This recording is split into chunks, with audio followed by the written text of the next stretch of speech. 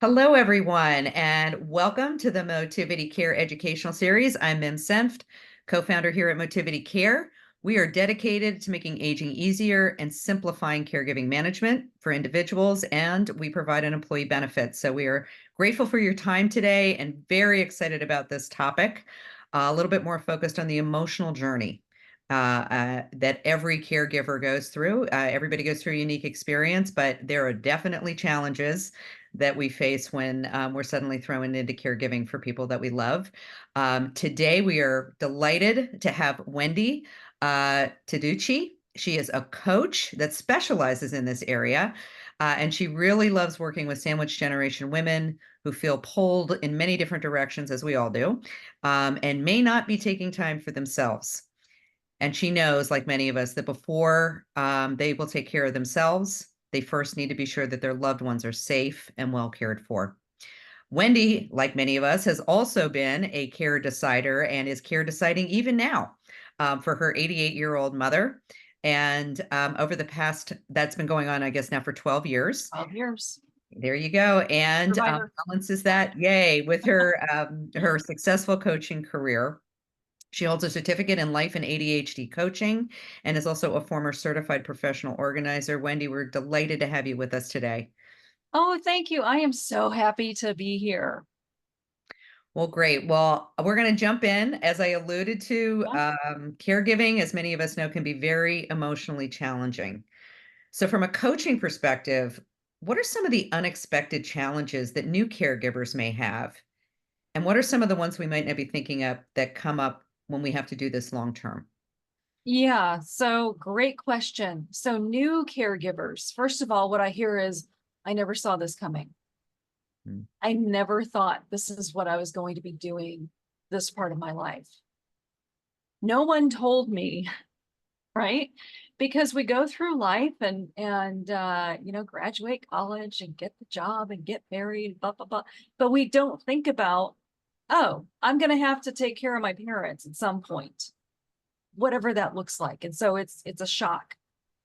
Um, the other shock that comes from, oh, I suddenly have to take care of my mom, my dad, is the loss of time, the loss of your time, sometimes your money, as a result of losing time. Because if you are also working a job, running a business, time is money, right? And so a lot of people don't see that coming.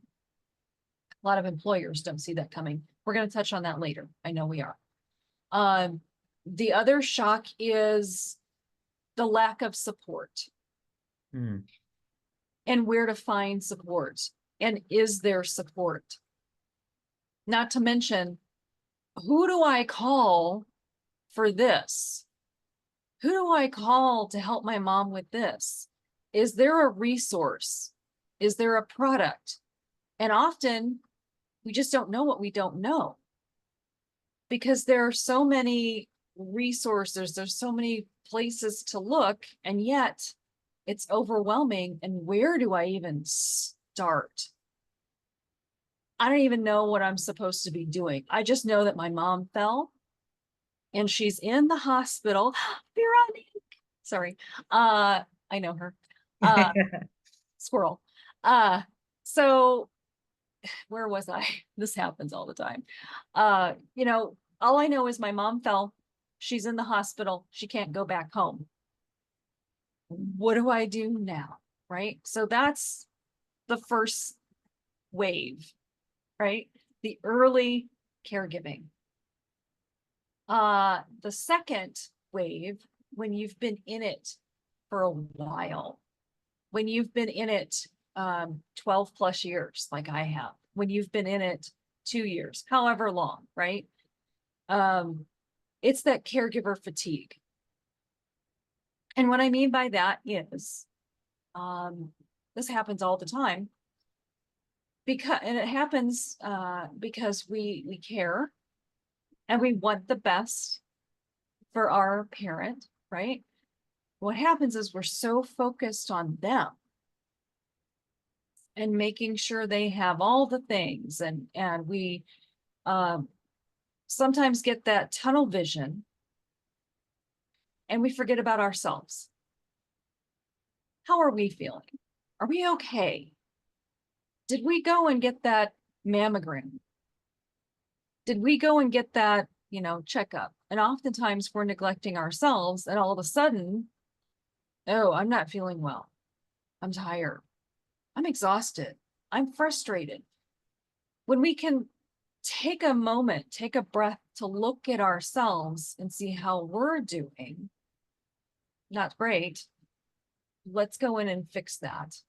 Let's go get some support, get some attention put on us. And then we don't feel that fatigue.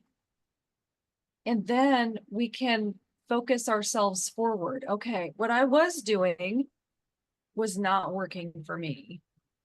What's a way to do this differently so that I'm taking care of myself and I'm also helping to take care of my parent?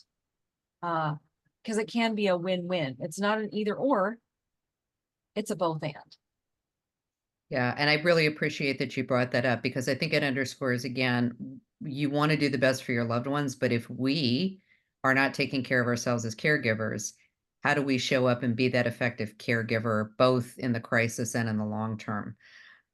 Also, very much appreciate this awareness of time. All right, so you're 100% right about that. How many people that we talk to? Um, so curious just a little bit more about that for folks that you have worked with. When we talk about time, that's kind of a big broad statement. Like what kind of like if you were going to quantify like hours per week ish Mm-hmm. that you've Mm-hmm. seen, Mm-hmm. just because I think people should understand that and be prepared for that. I think it'd be a very good thing to share. Yes, I have a statistic. That's why you see me looking at my screen. Here we are. This is from AARP. Everybody knows AARP. The average primary working caregiver spends more than 23 hours plus a week on caregiving administration. Just caregiving administration, right? They are already working outside of the home. They're running their own business, whatever it is. Guess what? Tack on another 23 hours. They're not sleeping. They're not taking care of themselves. Right. Right. And a lot of that too is exactly what you alluded to, not knowing where and how to get to resources, the stress, what is the support network around you to reduce those hours and um make it more effective. I think the bigger, it's interesting because I know you work with a lot of working caregivers, a lot of Yep. working caregivers that are women Business owners. and business owners, right? And this Yeah. this hole between your career and caring for your loved ones. And so this idea of having somebody to help you navigate that, so that you can actually have that balance and the resilience. And I think again, I know, as we shared, you've been doing this for 12 years. We've talked to many people. They go into this, they don't realize this may be for 5, 10 years. And so a Yep. plan and a support system can make this a much simpler, Yep. um, not any less emotional sometimes, I think, depending on what the situations are, but I really love that you talk about not being isolated. So as we kind of dive a little bit more into this, I mean, the emotional component of this is so important, right? So what are some of the ways we can be more emotionally prepared if we're expecting to be a caregiver? Like we're kind of now going up, it's probably on the horizon. Yep. Um, or it may not be for a parent, it might be for a spouse, it could be for an adult child, but what are some of the emotional things that we go through, and what are the things we can do to kind of prepare ourselves for that? Yeah, that's a great question. So I love being proactive, right? And so being proactive in this situation, it's not a matter of if I'm having to care for my parents or child or whoever. It's when. Okay. So just think of it in that mindset. It's going to happen. Don't know who, but it's going to be I'm going to have to take care of somebody, whatever that's going to look like for you, which is one of the ways you can be proactive about this ahead of time. If your parents are 70, 80 plus, think about, okay, at some point, I'm going to have to take care of them. What do I want to be on the hook for? How do Mm. I want to care for my parent? What's going to work out for me? Now, you might be saying to yourself, well, that's really selfish to think about. Okay. I invite you to be selfish. I encourage you to be selfish in this moment, right? What is best for you? What is best for your family, your business? What do you want to do? What do you not want to do? And that leads into boundaries. Okay. So for me and for my mom, my boundary was I I do not want to do hands-on caregiving with you. And I told her that. And she was like, I don't want you to either. And we both went, right? Because mom and I are good for short periods of time together. Any longer, oh my goodness, right? So we both came to that understanding. So it's okay.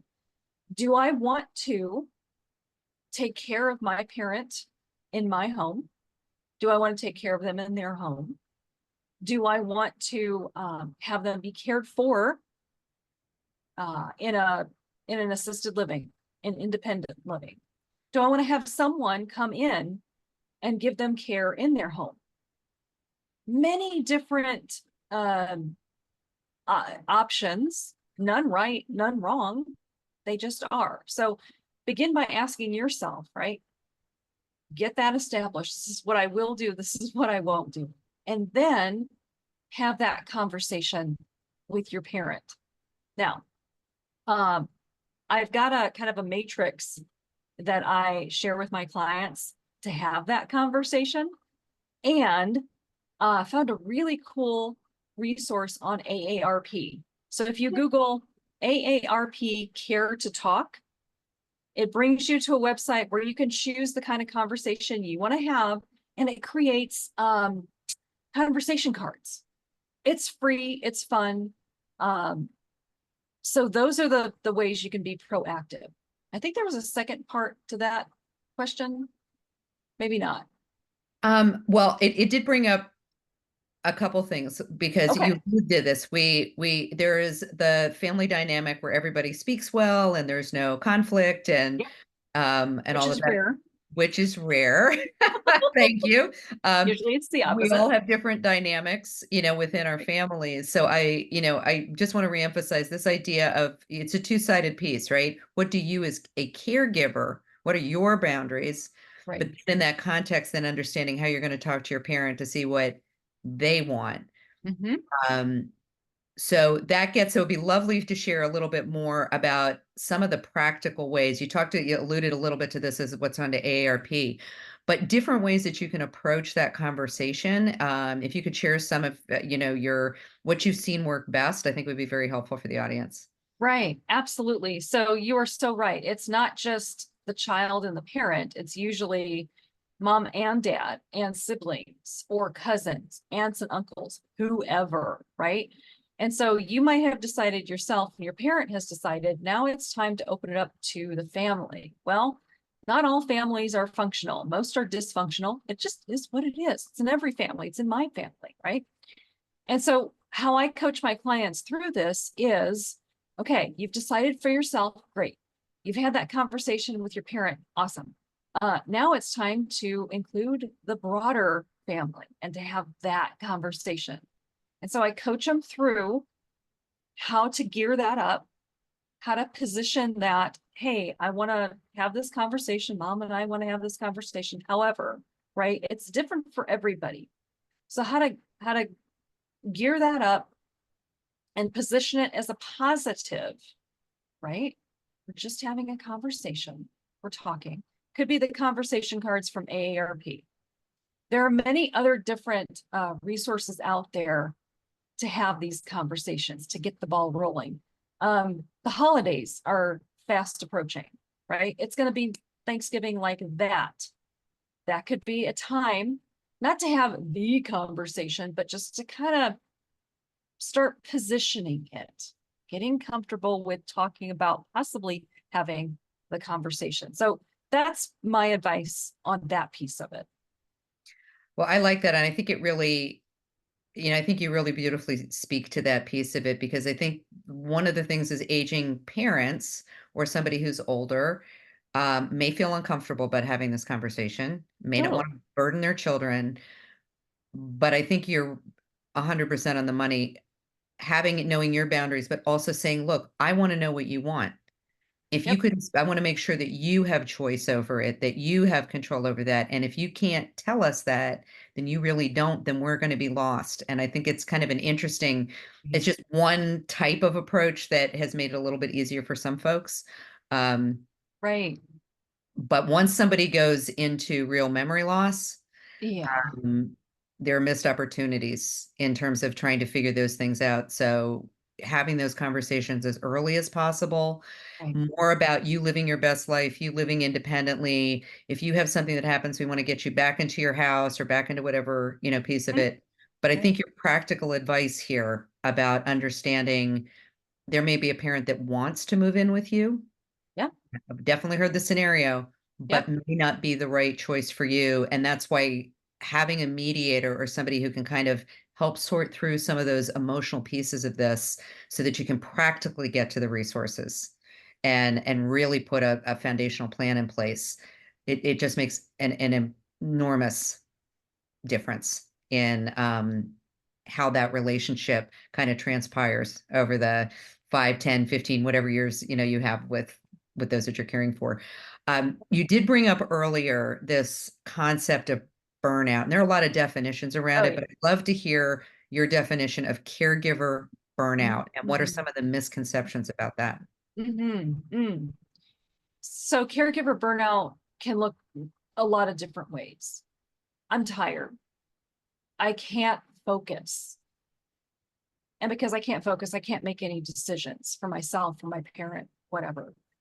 Um, I have seen this so many times, and to one extreme to the other, right? Not being able to focus, being tired. Two, I have a friend from high school that was taking care of her mother.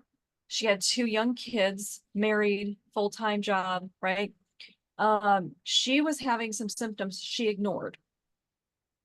Mm, She had a stroke at 36 years old.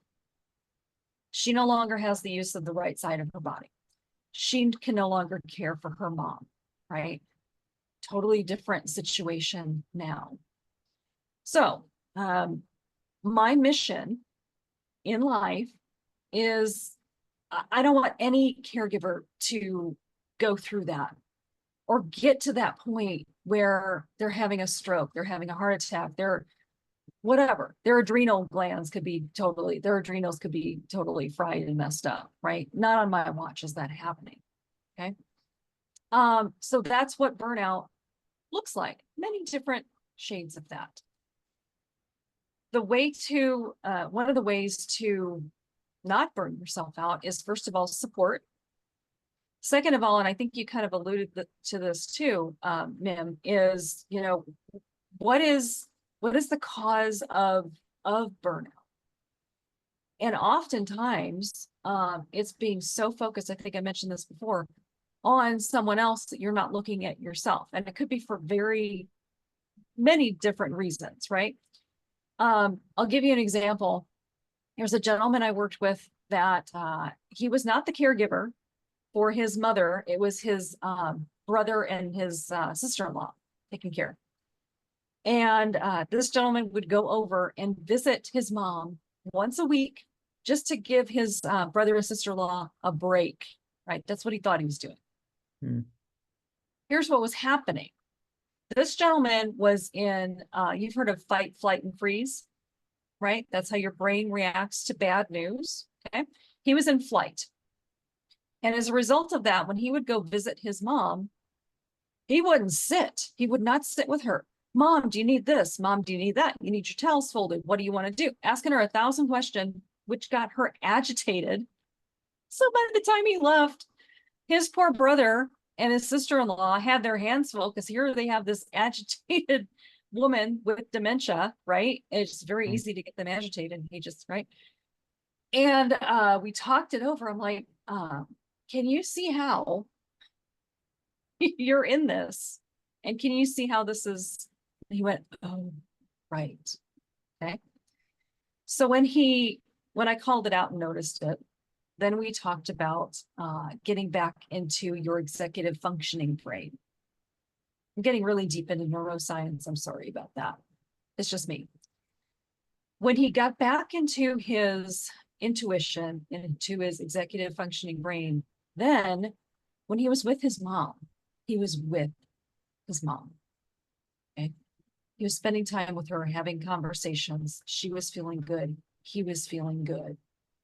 He was not burning himself out, because that's a stressful situation when you're in fight, flight, or freeze. Everything is on high alert, right? Your anxiety, your emotions, everything. He was no longer in that.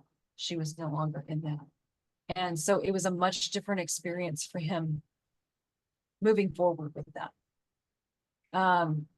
Did that answer your question? Because I feel like I went in 1,000 different directions. No, that was actually very good. And I'm glad that you brought in a little bit of, we're not always aware of the physiology that happens when we're in stress. And when it relates to caregiving, which can be ongoing, to your point, we know that that ongoing stress, you shared the stroke heart attack thing. I hope nobody ever has to get to that point. It's the Right. whole point of having the support system around Yep. you. But ongoing stress causes inflammation at the cellular level in your body. And so being a caregiver and having a good support system and boundaries and all these pieces enhances your ability to be an effective caregiver. And oftentimes we don't know what we don't know, which is why great athletes have coaches, great business leaders have coaches. Like Right. even in this caregiving situation, having an outside person be able to kind of help you understand Mhm. um, and help you be more effective and more protective of your own health and well-being can be incredibly important. One of the things that we know is that there are a lot of people that kind of don't want to talk about having a care plan or getting support, right? So what are some of the just a couple of the things that may Right. get in the way of us putting a plan in place? Yeah, well, you just touched on it. We're not talking about it. There is some weird stigma out there about I'm a caregiver.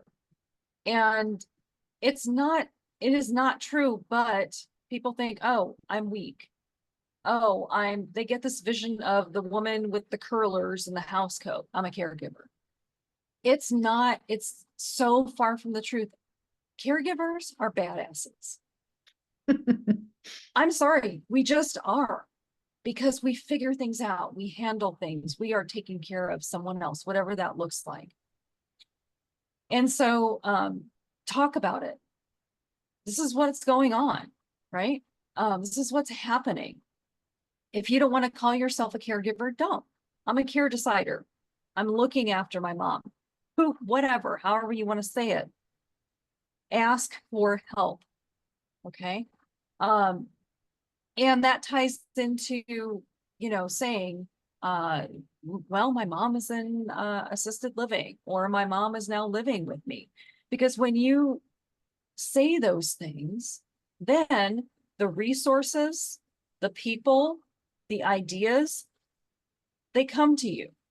If you don't say anything about any of this, you're not going to get any kind of help. So speak it out, right? Say it. Do not fear judgment. No, and I think when you're talking to, I think it's also interesting to think a little bit about who you are talking to about this. So is Exactly. it right? Is it a trusted person, credible? Um, am I stuck in some place where I need somebody to really guide me through this? Am I overwhelmed with the amount of decision making that I have to make? And all of this, the practical emotional side of coaching, but then coupled with the practical side of fully vetted vendors, people trusted folks to talk to in each piece of the puzzle, because caregiving is very complex. Mhm. And like you said at the very beginning, you're not prepared for this typically. We're not trained to do this. We don't think about it. And suddenly you have to come up with all these things you have to do, these extra hours. And that's why a support system, emotionally, practical, the right lawyers, vendors, financial information, people that can truly vet some of these resources, simple as I'm overwhelmed with doctor's appointments, whatever it is, understanding in your own physical body how that shows up for you can make a huge difference in how you can care for your parent or loved one. Doesn't have to be a parent, obviously. But I go back to saying we don't know what we don't know. And so to reduce those costs, the risk, the time, and to have a better emotional journey, this is why coaching and having that kind of guidance on all aspects can make your journey a whole lot easier. And so we are greatly appreciative of everybody's time. We could probably go on for another 30 minutes Yeah, we easily could. about Easy. this topic. But we thank you. And for everybody that's listening to the recording, great. We're going to share out Wendy's information and about us, whether you are caring for someone now or planning ahead for a loved one. And we hope you do that, or for yourself, right? So that you have a plan in place if somebody cares for you. We're here to support you. We're here to make aging at every age easier, simplify that caregiving management piece, reduce those hours. So if you'd like more information, please contact Motivity Care or Wendy, or we can get you in touch with Wendy. We are happy to do a free consultation to discuss any questions that you may have. And we really appreciate, again, you joining us today. We look forward to having you on our next webinar, which is going to be on Thursday, August 22nd. Our speaker will be the founder of an organization called Purse Strings, which is a national association of female financial advisors. We'll be talking about the connection between caregiving and staying financially stable, which we all want to do. So thank you. Thank you for your time today. Thank you, Wendy, again, for sharing all your wisdom. My pleasure. And we wish all of you out there that are caregivers an easier journey. Absolutely. Thank you.